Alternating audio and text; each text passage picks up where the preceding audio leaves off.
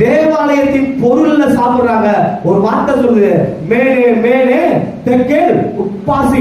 அவன் சாப்பிட்டுட்டே இருக்கும்போது ஒரு எழுத்து வந்து எழுதுது, மேனே மேனே தெக்கேல். என்ன தெரியுமா அர்த்தம்? உன் ராஜ்யம் முடிய போகுது, நீ அழிய போற. எத்தனை பேருக்கு நான் சொல்ற வார்த்தை புரியுது?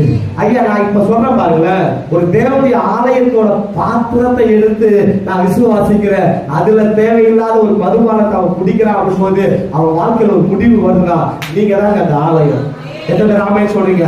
ஐயா, நீங்க தான் அந்த ஆலயம். ஆலயத்தோட பொருளை எடுத்ததுக்கு தவறான காரியத்துல பயன்படுத்துறதுக்கு அவ்வளவு பெரிய அடினா, நீங்களும் நானும் தங்கி இருப்பது தேவனுடைய ஆலயமா இருக்கிறது. தேவனுடைய ஆவி எனக்குள் வாசம் பண்ணிருக்கிறார். நான் எவ்வளவு பரிசுத்தமா இருக்கணும். இன்னும் என் சிஸ்டர் ஆராதிக்க போறீங்க, இன்னும் என் கசப்பு மாறல.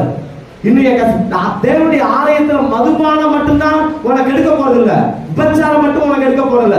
உனக்குள்ள இருக்கிற அந்த ஆவியோட மாம்சத்தின் கிரியைகள் உன்னுடைய ஆலயத்தை கெடுத்து போட்டோம்.